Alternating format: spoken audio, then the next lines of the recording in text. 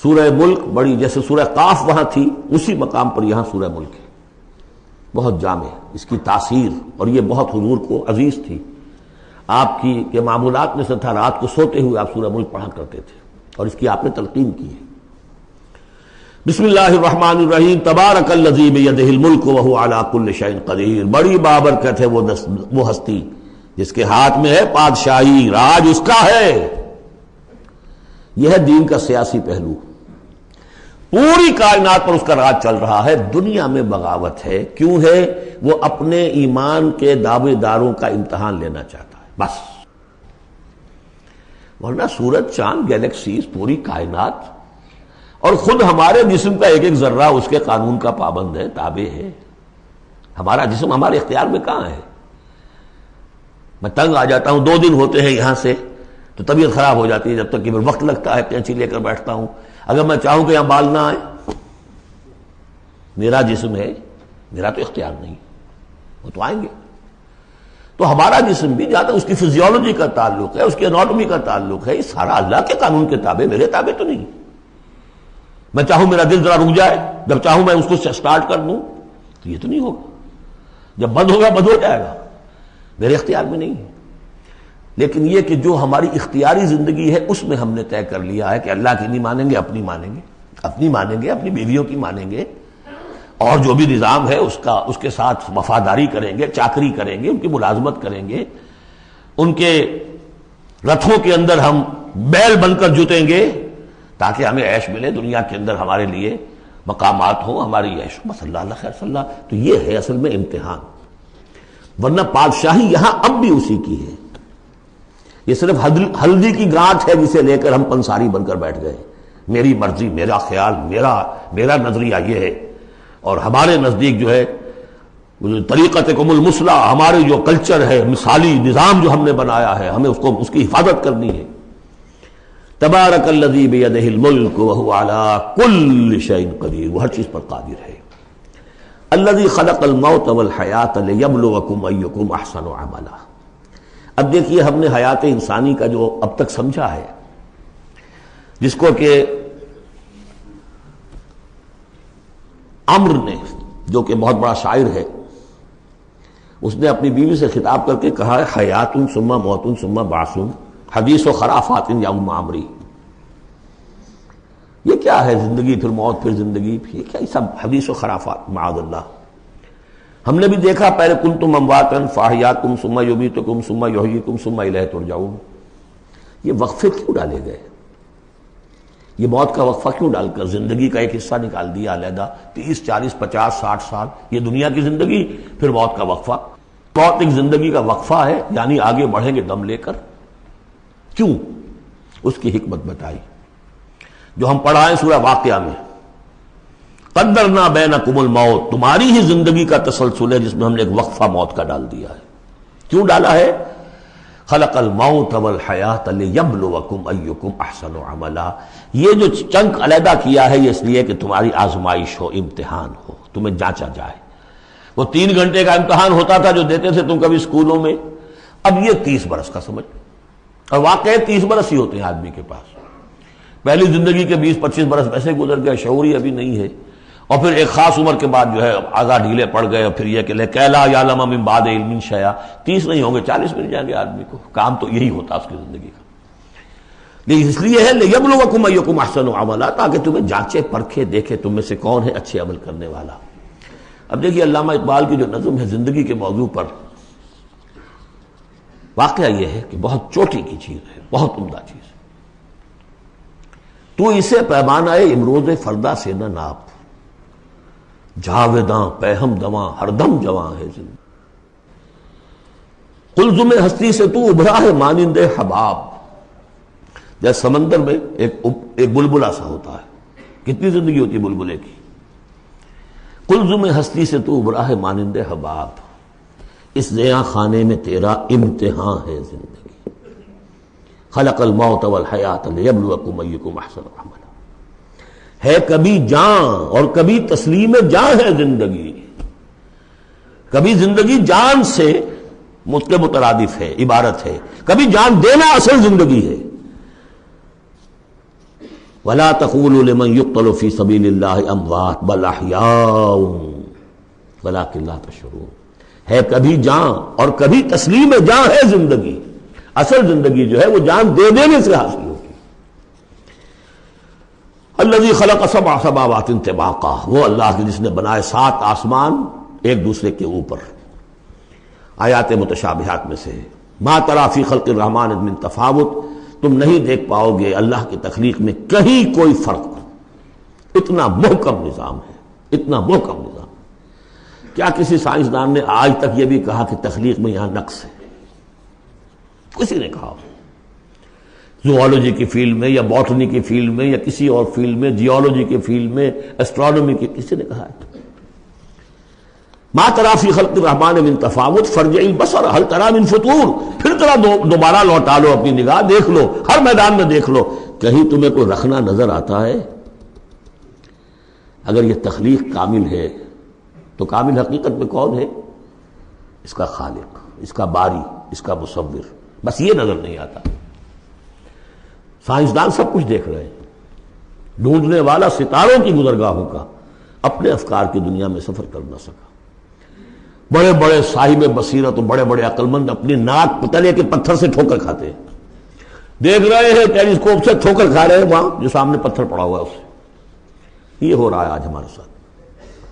Super jail کا بسرا کر رہتے ہیں، پھر لوٹاؤ ذرا اپنی نگاہ کو 2 مرتبہ اور. ینقلب الیک البصر خاسئا وہو حسیر، تمہاری نگاہ تھک ہار کر لوٹ آئے گی، تمہیں ہماری تخلیق میں کہیں کوئی رکھنا، کوئی دراڑ نظر نہیں آئے گی.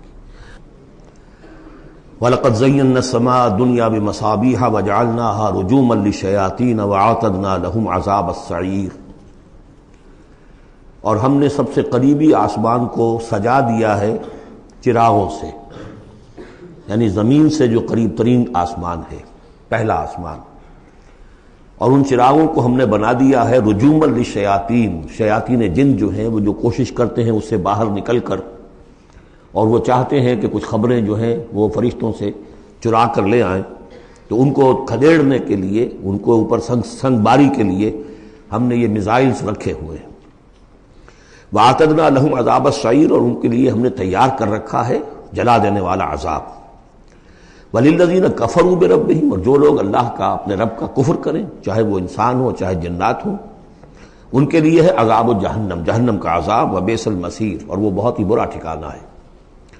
اذا القوا فیہا سمعوا لہا شہیقا وہی تفور، جب وہ اس میں جھونکے جائیں گے تو سنیں گے کہ وہ دھاڑ رہی ہوگی، اچھل کود رہی ہوگی، اس کا جوش و خروش ہوگا. جو سورہ قاف میں ہم نے پڑھا تھا کہ ہم اس سے پوچھیں گے حل امتلأت وتقول حل من مزید، وہ اور چاہے گی. جیسے کوئی بھوکا بھیڑیا ہو یا بھوکا شیر ہو اور اس کے آگے کوئی شکار ڈالا جائے تو جس طریقے سے وہ اس پر غرا کر آئے گا، تکاد تمیز من الغیظ، قریب ہوگا کہ وہ اپنے غصے سے پھٹ جائے. کلما القی فیہا فوج، جب کبھی بھی اس میں ایک فوج ڈالی جائے گی، یعنی یہ کہ ایک قوم کے بعد دوسری، دوسری کے بعد تیسری، وہ تو ہو رہا ہے.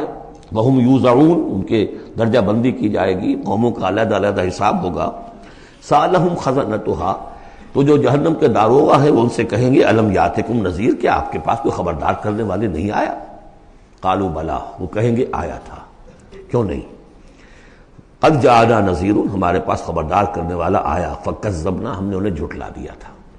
وقلنا ما نزل اللہ من شیء، اور ہم نے کہا کوئی شے نہیں اتاری اللہ نے، یہ تم خام خواہ کہہ رہے ہو کہ تم پر کوئی قرآن اترا ہے یا تورات اتری ہے. ان انتم الا فی ضلال کبیر، ہم نے اس سے بھی بڑھ کر کہا کہ تم تو خود کسی گمراہی میں ہو، کھلی گمراہی میں مبتلا ہو گئے ہو، تمہیں کوئی آسیب آ گیا ہے یا کچھ اور ہو گیا ہے.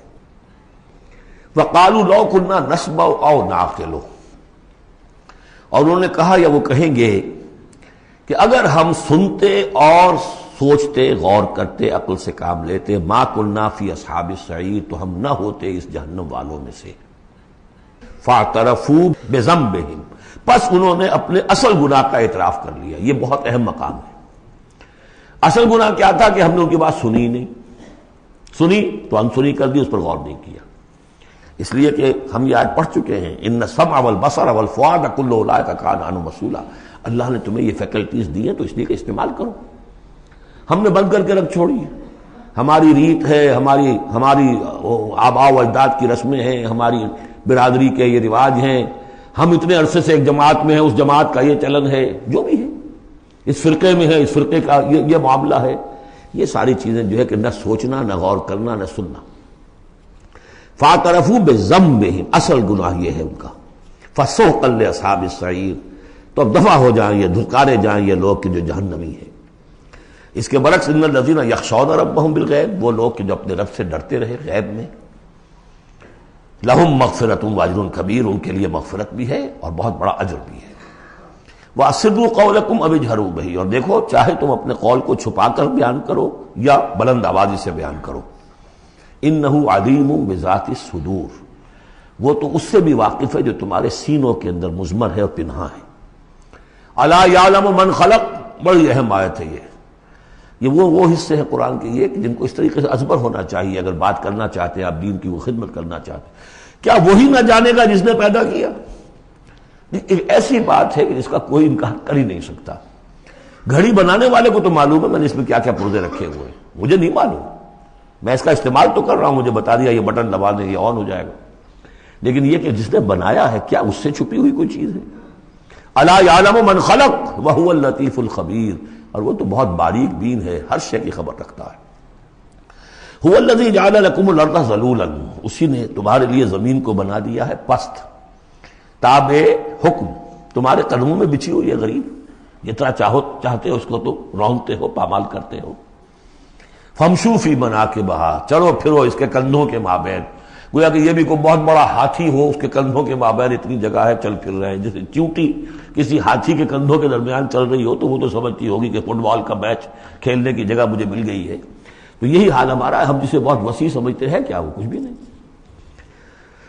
فامشوا فی مناکبہا وکلوا من رزقہ، اور اسی کے رزق میں سے کھاؤ پیو، اسی زمین میں سے تمہارا رزق بھی برآمد ہو جائے گا۔ وإلیہ النشور، یہ یاد رکھو کہ پھر اللہ ہی کی طرف اٹھ جانا ہے، یہ اٹھنا ہے۔ آمنتم من فی السماء ان یخسف بکم الارض فاذا ہی تمور، کیا تمہیں کوئی خوف نہیں رہا؟ بالکل تم نچنت ہو گئے ہو اس آسمان والے سے جو آسمان میں ہے کہ وہ کہیں تمہیں زمین میں خسف نہ کر دے، دھسا نہ دے، فاذا ہی تمور، جبکہ وہ لرزے، زلزلہ آئے، شق ہو جائے اور تم چلے جاؤ۔ ام امنتم من فی السماء ان یرسل علیکم حاصبا، کیا تمہیں کوئی ڈر نہیں رہا کہ اللہ تعالیٰ جو ہے وہ آسمان والا تم پر بھیج دے کوئی ایسا جھکڑ تیز آندھی جس میں پتھر چلے آ رہے جو بلٹس کا کام کرے اور میزائلز کا کام کرے۔ فَسَتَعْلَمُونَ كَيْفَ النَّذِيرُ، پھر تمہیں معلوم ہو جائے گا کہ میرا خبردار کرنا کیسا تھا، کیا اس کا نتیجہ تھا۔ وَلَقَدْ كَذَّبَ الَّذِينَ مِن قَبْلِهِمْ، اور یقیناً جو ان سے پہلے تھے انہوں نے بھی جھٹلایا تھا۔ فَكَيْفَ كَانَ نَكِيرٌ، تو کیسا ہوا میرا ان کو پکڑنا اور میرا عذاب۔ اَوَلَمْ يَرَوْا إِلَى الطَّيْرِ فَوْقَهُمْ، کیا یہ دیکھتے نہیں پرندوں کو جو ان کے اوپر ہے؟ صافات ویقبضن، کبھی انہوں نے اپنے پر پھیلائے ہوتے ہیں، کبھی ان کو سکیڑ لیتے ہیں۔ ما یمسکہن الا الرحمن، نہیں روکے ہوئے انہیں اس فضا کے اندر مگر رحمان۔ انہ بکل شیء بصیر، یقیناً وہ ہر چیز کو دیکھ رہا ہے۔ یعنی جو قانون طبیعی ہے جس کے تحت وہ چل رہا ہے وہ تو اللہ کا بنایا ہوا ہے۔ امن ھذا الذی هو جند لکم ینصرکم من دون الرحمن، بھلا وہ کون ہے جو تمہارا لشکر بن جائے اور تمہاری مدد کرے رحمان کے مقابلے میں؟ ان الکافرون الا فی غرور، نہیں ہے یہ کافر مگر دھوکے میں آ گئے، بہکاوے میں آ گئے۔ امن ھذا الذی یرزقکم من امسک رزقہ، پھر بھلا کون ہے وہ جو تمہیں رزق دے سکے اگر اللہ اپنے رزق کے خزانوں کو روک لے؟ بل لجوا فی عتو ونفور، نہیں یہ لوگ اپنی شرارت میں اور نفرت میں بہت آگے بڑھ گئے۔ افمن یمشی مکبا، یہ آیت بہت اہم ہے حکمت قرآن کے اعتبار سے، فلسفے کے اعتبار سے۔ افمن یمشی مکبا علی وجہہ اہدی امن یمشی سویا علی صراط مستقیم، دو انسانوں کا تصور کرو، ایک شخص وہ ہے کہ جو اوندھے منہ پیٹ کے بل گھسٹ رہا ہے، ایک وہ جو سیدھا کھڑا ہے سیدھے راستے پر چل رہا ہے۔ کون ہوگا زیادہ ہدایت پر؟ اس میں نقشہ کھینچ دیا گیا ہے، جو لوگ حیوانی سطح پر زندگی بسر کر رہے ہیں صرف انسٹنکٹس کی وجہ سے زندہ ہیں، پیٹ معاشی جدوجہد اسی کے لیے زندہ ہیں، گھسٹ رہے ہیں اسی میں۔ وہ اس اوندھے پڑے ہوئے انسان کے مانند نہیں جنہیں آگے کا کچھ پتہ نہیں آگے کہاں جانا ہے، وہ تو ان کے انسٹنکٹس انہیں چلا رہے ہیں، بالکل اینیمل لیول کے اوپر زندگی گزار رہے ہیں، اوندھے منہ۔ انہیں کیا نظر آئے گا راستہ کون سا ہے، کدھر جانا ہے؟ ایک شخص کھڑا ہے سیدھا، اپنی منزل اس نے معین کر لی ہے۔ یہ بالکل وہی فلسفہ ہے جو سورہ حج میں آ چکا ہے۔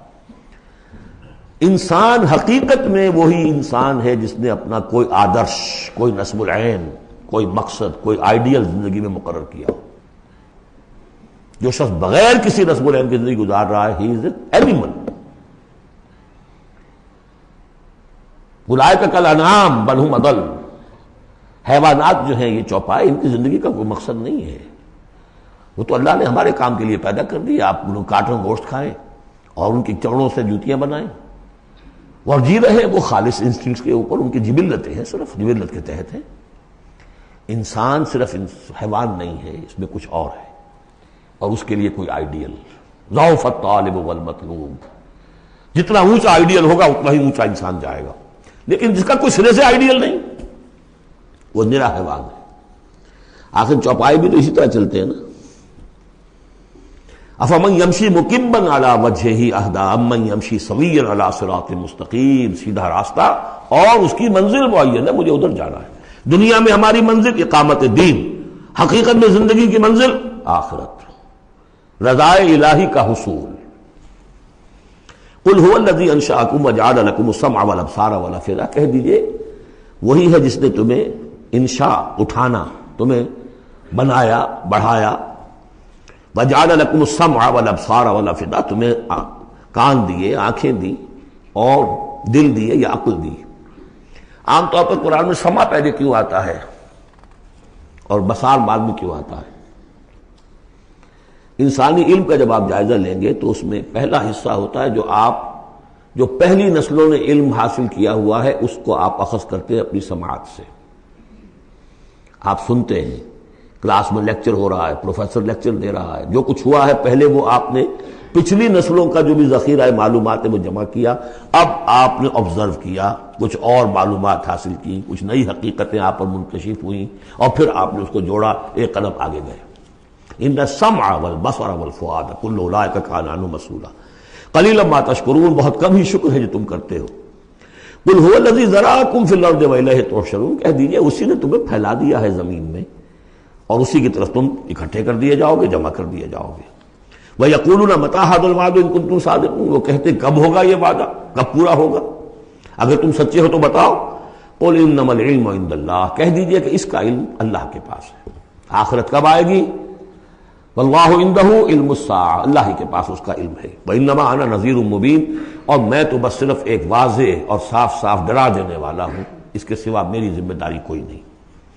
فَلَمَّا رَأَوْهُ زُلْفَةً، پھر جب وہ دیکھیں گے اس کو، قریب آ گئی، سیئت وجوہ الذین کفروا، تو ان کے چہروں کے حلیے بگڑ جائیں گے، برے ہو جائیں گے ان کے چہرے، ان کافروں کے۔